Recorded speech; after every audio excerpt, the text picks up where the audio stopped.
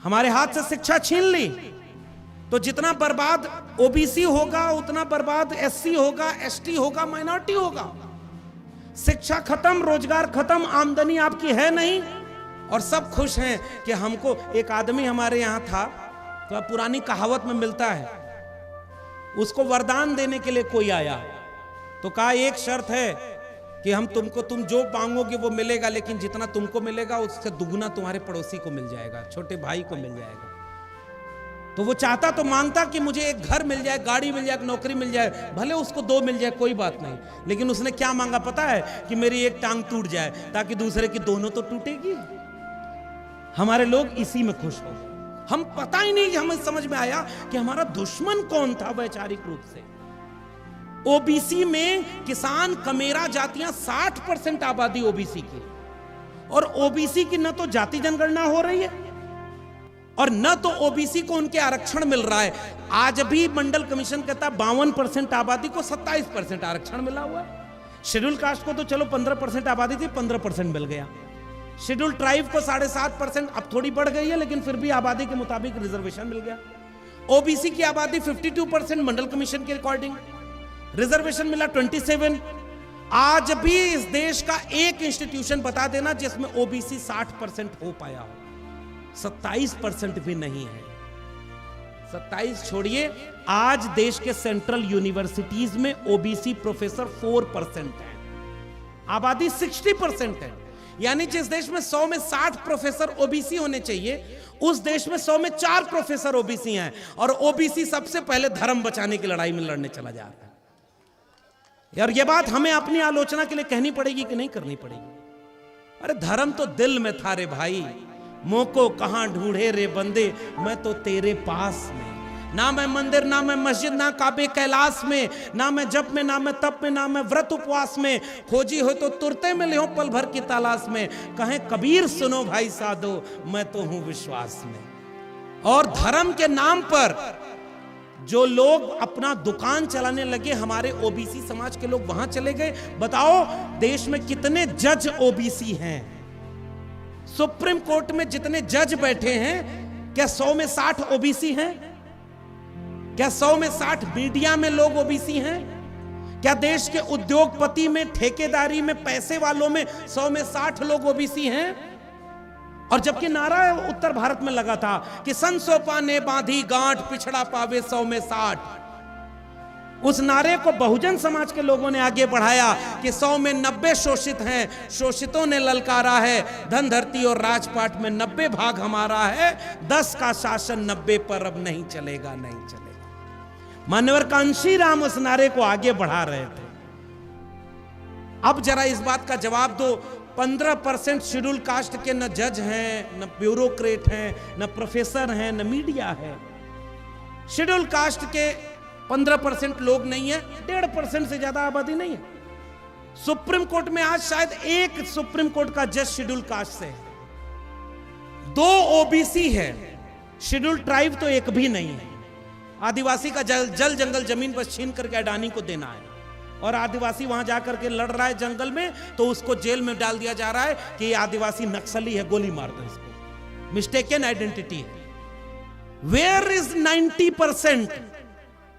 हम न प्रोफेसर बनकर विश्वविद्यालय में हैं, न डॉक्टर बनकर हॉस्पिटल में हैं, न इंजीनियर बनकर इमारतें बना रहे हैं, हम न ब्यूरोक्रेट बनकर देश चला रहे हैं, हम न सुप्रीम कोर्ट में जज बने बैठे हैं, हम न मीडिया में हैं, न हम उद्योग में हैं, तो हम हैं कहां 90%? कांवड़ यात्रा में 90% हम हैं। और ये मैंने नहीं बोला है, सारा जोखिम आप हमसे मत दिलवाइए। मुझे अभी उत्तर भारत में जाना है, 2-4 मुकदमा हो जाएगा तो बचाएगा कौन? वो कह देंगे मेरी आस्था को ठेस पहुंच गई है। लेकिन सच तो यही है साहब कि हम 90% वहां हैं। मैं उत्तर प्रदेश से आता हूं रणजीत सर, मेरे यहां का मुख्यमंत्री अगर आप कांवड़ लेकर जाएंगे तो हेलीकॉप्टर से फूलों की बारिश करेगा, और नौकरी मांगने जाएंगे तो लाठी से बारिश करेगा। और हमारे नौजवानों को अभी भी पता नहीं चल पा रहा है कि उनको क्या चाहिए। तो 90% हम वहां हैं। 90% अस्पतालों में बीमार बनकर लाइन लगाए हुए हम हैं। हम फैक्ट्री में सस्ता मजदूर बनकर दिन भर मजदूरी कर रहे हैं, वहां 90% हम हैं। हम 80 किलो अनाज 80 करोड़ लोगों को जो अनाज मुफ्त में मिल रहा है उसमें 90% हम हैं। सबसे ज्यादा जेलों में बंद, झूठे मुकदमों में बंद, अंडर ट्रायल में बंद, हम 90% जेलों में बंद हैं। प्रोफेसर हैनी बाबू, यलगार परिषद, आज तक मेरे विश्वविद्यालय के प्रोफेसर, जवाहरलाल नेहरू विश्वविद्यालय का कोई उमर खालिद, तमाम हजारों लोग मुकदमों में जेलों में बंद हैं। हम 90% गरीब हैं, हम 90% कमजोर हैं, हम 90% बेबस, लाचार और बिखरे हुए हैं। और बिखरे हुए लोगों का कभी हुकूमत नहीं आती। इसलिए मैं कुछ आज के सवाल बस आपसे साझा किया हूं, बाद में बहुत सम्मानित और वरिष्ठ लोग हैं, आप उस पर विचार करिएगा। मैं आज भी देश भर में घूम रहा हूं। जब तक नौकरी थी तब तक नौकरी की बंदिश थी। माने साहब नौकरी छोड़ करके यहां बैठे हैं, मुझे नौकरी से छुड़वा दिया गया। हालांकि मैंने काम ही ऐसा किया था कि वो नौकरी नहीं देते। उनको ओबीसी ऐसा चाहिए जो मंडल कमीशन के विरोध में कमंडल का रथ निकले तो उसका संयोजक बन के बैठा है। अगर समझ जाना तो पहचानना कि नकली ओबीसी कौन है। 35 साल भीख मांगने के बाद भी 10 लाख का सूट पहने, 1.5 लाख का चश्मा लगाए, वोट में चुनाव में कहे कि मैं ओबीसी मां का बेटा हूं, और आज तक प्रधानमंत्री रहने के बाद भी एक बार भी मंडल कमीशन का नाम तक न ले। मंडल कमीशन की सिफारिश कहती है प्रमोशन में आरक्षण चाहिए। मंडल कमीशन कहता है कि अगर आरक्षण की अपर लिमिट 50% से ऊपर हो जाए तो जितनी जिसकी संख्या भारी उसकी उतनी हिस्सेदारी, ओबीसी का आरक्षण बढ़ाकर 52% होना चाहिए। कैसा ओबीसी जो इसमें एक भी सवाल का जवाब नहीं देता हो। और वो तब आपको ओबीसी बन जाता है जब उसको वोट लेना होता है। वो ओबीसी बन जाता है जब उसको दंगा कराना होता है, और उसके बाद वो बात सबको धर्म के नाम पर एकजुट करता है। मैं आपसे गुजारिश करने आया हूं, और आज के सवाल को गुजारिश करके जा रहा हूं। हमें दूर जाना है, आज ही शाम को फ्लाइट है, तो आप अभी और वक्ताओं को सुनिएगा। मैं 1000 किलोमीटर दूर से आया, अपना दिन का काम छोड़कर आया। मेरा अभी भी काम है पढ़ाई लिखाई। मैं 2 किताबों को लिखने का काम कर रहा हूं। नौकरी नहीं है तो सैलरी नहीं आती, लेकिन इतने के बाद भी जो बिरसा, फुले, अंबेडकर और पेरियार की बात करें उसमें इतनी खुददारी है कि कितना भी गरीब रहेगा भीख मांग करके कभी गुजारा नहीं करेगा। हम मेहनत करने वाले लोग हैं। बाबा साहब डॉक्टर अंबेडकर को सोचता हूं तो वो तो कोई नौकरी नहीं करते थे। जहां नौकरी करने के 10 दिन नौकरी कर पाए, उसके बाद वो नौकरी छोड़नी पड़ी। महात्मा फूले कोई नौकरी नहीं करते थे, पेरियार कोई नौकरी नहीं करते थे, लेकिन वो जो काम करते थे उससे जाने कितनों को नौकरी मिल गई। अगर वो संघर्ष वो नहीं किए होते तो हम जैसे लोगों को नौकरी भी नहीं मिल पाती। डॉक्टर अंबेडकर का अपना निजी परिवार बर्बाद हो गया, ये बात कहना जरूरी है। जवान बच्चे मर गए, पत्नी गुजर गई, परिवार को नहीं हो पाए डॉक्टर अंबेडकर।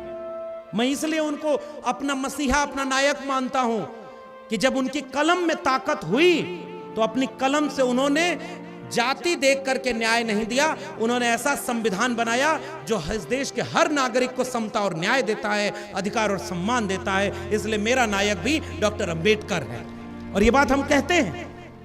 लेकिन अपना परिवार तो बर्बाद हुआ। एक विदेश का पत्रकार डॉक्टर अंबेडकर से मिलने पहुंचा तो रात हो गई। कहानी तो यह भी मिलती है कि कई और लोगों से मिलने पहुंचा तो सब लोग सो गए थे। डॉक्टर अंबेडकर के यहां पहुंचा तो वो जाग रहे थे। उसने कहा कि डॉक्टर अंबेडकर आप सोए नहीं।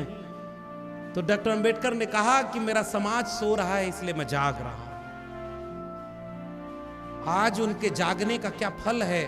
75 साल बाद संविधान बदलने की बात करने वाले हुकूमत कर रहे हैं, और संविधान जिसने 90% कमेरा को हिम्मत और आवाज दी, उसे पता ही नहीं कि हुकूमत क्या होती है।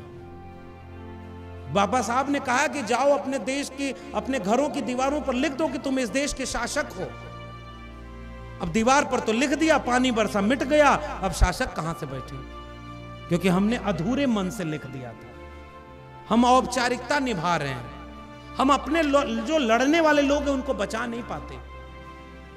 हमको पता है कि एक आवाज इंडिया टीवी का मतलब क्या होता है। लेकिन क्या आज YouTube की दुनिया में सबसे पहला चैनल हम अपने आवाज इंडिया टीवी को बना पाए? नहीं बना पाए। घर जाके सोचिएगा क्यों नहीं बना पाए। इसमें कौन सा पैसा लगता है?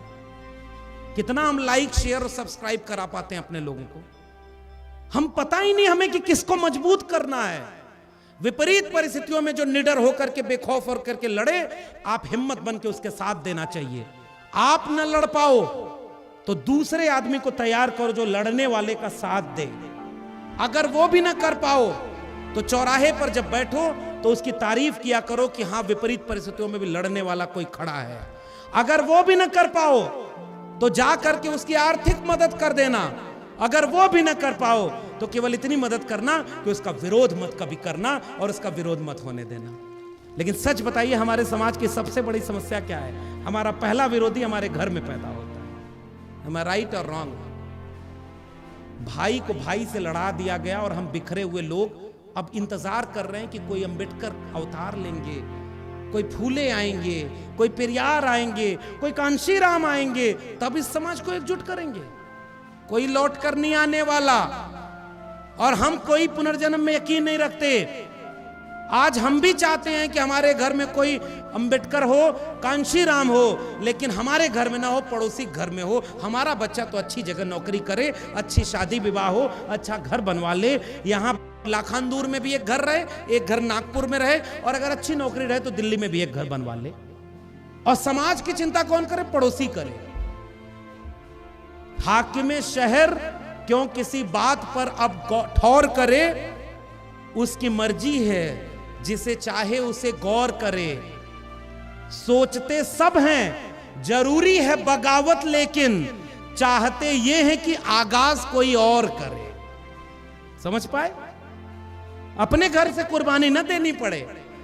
मैं भी जानता हूं कि मैं नौकरी में था, उसके बाद नौकरी चली गई। मेरे घर वाले आज भी कहते हैं कि चुपचाप अगर रहे होते तो नौकरी करते, 1.5-2 लाख रुपया तनख्वाह होती। मैं सोचता हूं कि इतने 10,000 प्रोफेसर वहां हैं, किसी को कोई नहीं जानता। मुझे मेरा समाज जानता पहचानता तो है, मुझे सम्मान और इज्जत तो देता है।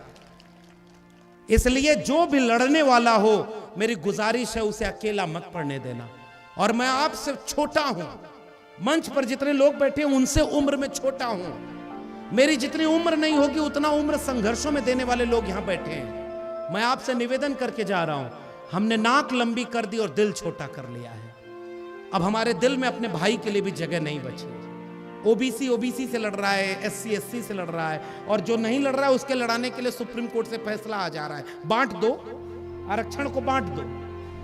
और आप अपना आरक्षण दिया हुआ जो है वो नहीं बचा पा रहे। ओबीसी जाति जनगणना नहीं करा पा रहे। लेटरल एंट्री आ गई, NFS आ गया, और आपका वोट तो ऐसे लूट लिया जा रहा है कि सरकारें आपके सीने पर चढ़कर दूसरे की बन जा रही हैं और आप कुछ नहीं कर पा रहे। जब आपकी हुकूमत नहीं होगी तो आप क्या बचाओगे अपना परिवार? इसलिए जीतने का ये हुनर भी आजमाना चाहिए। जंग अगर भाई से हो तो हार जाना चाहिए। हम भाई से नहीं लड़ना है। आज अगर डॉक्टर अंबेडकर होते तो संविधान बचाने के लिए इस समाज को देख करके अफसोस कर रहे होते कि मैं इतना बड़ा समाज तैयार करके गया। नारे तो जय भीम के बहुत लगने लगे, लेकिन संविधान को बचाने के लिए और इस मुल्क पर हुकूमत करने के लिए कोई तैयार नहीं हुआ। मानवर कांशीराम के वारिस आज कहां खड़े हैं? मानवर कांशीराम होते तो ये सोचते कि मैंने नौकरी छोड़ी, मैंने परिवार छोड़ा, मैंने घर छोड़ा, इसलिए कि बहुजन समाज के नाम पर जो पार्टियां बनेंगी वो मिशन और आंदोलन छोड़ देंगी। किस डर में? और जो डर गया उसका कभी इतिहास में नाम नहीं मिलता है। लड़ने वालों का इतिहास में नाम लिखा जाता है। मेरी किताब प्रोफेसर की डायरी यहीं से आप पढ़िएगा, मैंने पहले पन्ने पर लिखा है, अगर हिरन अपना इतिहास खुद नहीं लिखेंगे तो शिकारियों की गाथाएं ही उनके इतिहास में मिलेंगी। और अगर हिरणों को अपना इतिहास में जगह पानी है तो अपना इतिहास खुद लिखना पड़ेगा। इसलिए हमने लिखना और बोलना छोड़ दिया, एकजुट होना छोड़ दिया। एक बार विचार करिएगा कि इस विचार की नागपुर की यात्रा में एक संगठन 100 साल पूरा होने जा रहा है और अब वो देश पर हुकूमत कर रहा है। सबसे ज्यादा पैसा उसके पास, सबसे ज्यादा ब्यूरोक्रेट उसके पास, सबसे ज्यादा उनका जज बना बैठा है। 1-2 मिनट और लूंगा बस आखिर में।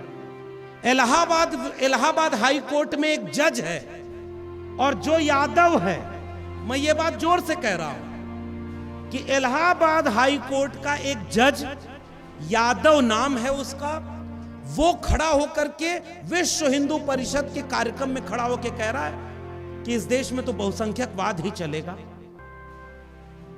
बाबा साहब के संविधान में लिखा है कि इस देश में लोकतंत्र चलेगा, और जज की कुर्सी पर बैठा हुआ संघ और बीजेपी का एजेंट कहता है कि इस देश में बहुसंख्यकवाद चलेगा, और उसके लिए भी वो एससी एसटी ओबीसी का इस्तेमाल कर रहे हैं। सबसे ज्यादा जहर बोलने वाले लोग हमारे समाज के निकल आते हैं। हाँ, हमारे बड़े बड़े बुद्धिजीवी जाके उनके खेमे में बैठ करके आजकल कह रहे हैं अंबेडकर और सावरकर एक हैं, और अंबेडकर और सावरकर के विचारों का भारत बनाना है। डॉक्टर अंबेडकर कहीं होंगे तो ये देखकर क्या सोच रहे होंगे कि उनके सबसे बड़े बुद्धिजीवी उनको सावरकर के बगल में खड़ा कर दिए, जिनकी पूरी लड़ाई उस तरह की विचारधारा के खिलाफ खड़ी थी, और हम कुछ नहीं कर पा रहे। हमारे लोग दगाबाज निकल गए, हमारे लोग बिक गए, हमारे लोग डर गए, समझौता कर लिए, और जो बचे हैं वो आपस में लड़ रहे हैं। ये आलोचना करने में आपके बीच में आया था। आप भले ये कह सकते हैं कि आलोचना करना आसान होता है, रास्ता क्या है? सबसे पहला काम ये कर लो, एससी एसटी ओबीसी समाज के लोगों को एकजुट कर लिया जाए। दूसरा काम ये कर लिया जाए कि शिक्षा बचाने की लड़ाई को लड़ा जाए, कलम और किताब को बचाया जाए। कलम किताब बचेगी तो हमारे बच्चे अंधविश्वास और पाखंड में नहीं जाएंगे, और एकजुट होकर के न्यूनतम सहमति पर अधिकतम एकता बना ले जाए। आज ये वक्त नहीं है कि तराजू लेकर आप तौलते हैं कि 100% अंबेडकरवादी कौन है। आज वक्त इस बात का है कि न्यूनतम सहमति पर उस दक्षिणपंथी विचारधारा के खिलाफ कौन लड़ रहा है, भारत का संविधान बचाने के लिए कौन लड़ रहा है, उस संविधान को बचाने के लिए एकजुट हो जाया जाए। संविधान बचा रहेगा तो बाकी लड़ाई हम अपने घर की लड़ लेंगे, अगर संविधान ही नहीं बचा रहेगा तो हम लड़ाई कोई न लड़ पाएंगे न जीत पाएंगे। अगली बार कुछ दिन बाद इस देश में तानाशाही का राज होगा, और आपसे आंदोलन करने और ऐसे कार्यक्रम करने का हक भी छीन लिया जाएगा। ये मैं आपको डरा के नहीं, सच बात कह के जा रहा हूं।